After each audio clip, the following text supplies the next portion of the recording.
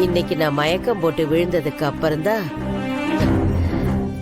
எனக்கும் வயசாயிடுச்சுன்னு இந்த மரமண்டைக்கு உரைச்சிருக்கு. இந்த வயசுல எப்ப என்ன நடக்கும்னு யாருக்கு தெரியும்? நல்லா குத்துக்கல்லு மாதிரி உக்காந்து நீ கொடுத்த ஜூஸ தான் குடிச்சுக்கிட்டு இருந்தேன்.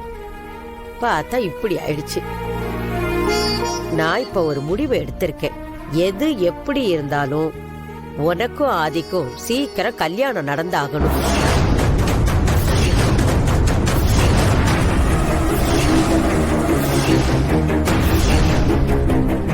நீங்க சொல்றதெல்லாம் சரிதாம்மா.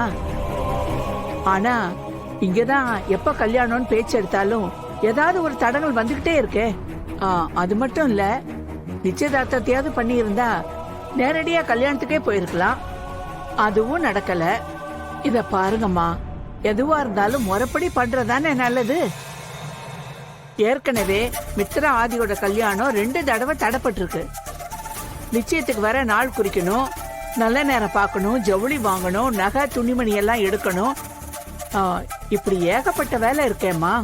நீங்க சொல்றதெல்லாம் சரிதான். இதுக்கு மேல எந்த நல்ல நேரமும் பார்க்க வேணாம்.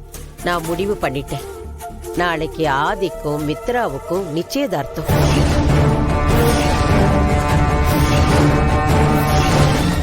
இதுல எந்த மாற்றமும் இல்ல.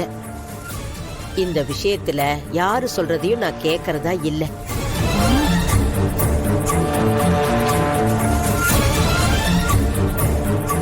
எனக்கு இந்த நிச்சயதார்த்தம் நாளைக்கே நடந்தாகணும்.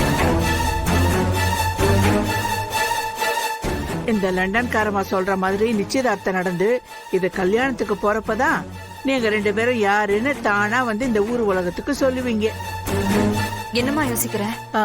நத்திங். லண்டன் பாட்டி, நிச்சயதார்த்தம் சாதாரண விஷயமா?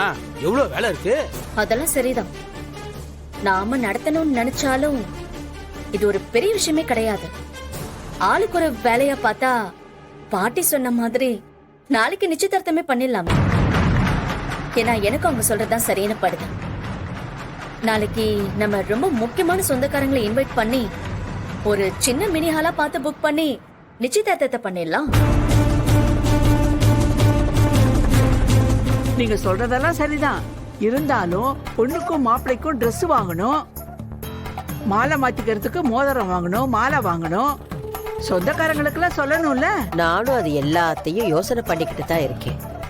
ஆளுக்கு ஒரு வேலைய செஞ்சா இதெல்லாம் ஒரு பெரிய விஷயமே இல்ல. நான், மித்ரா, சுதாகர், மாப்பிள்ளை எல்லாரும் போய் நகை கடையில அந்த வேலையை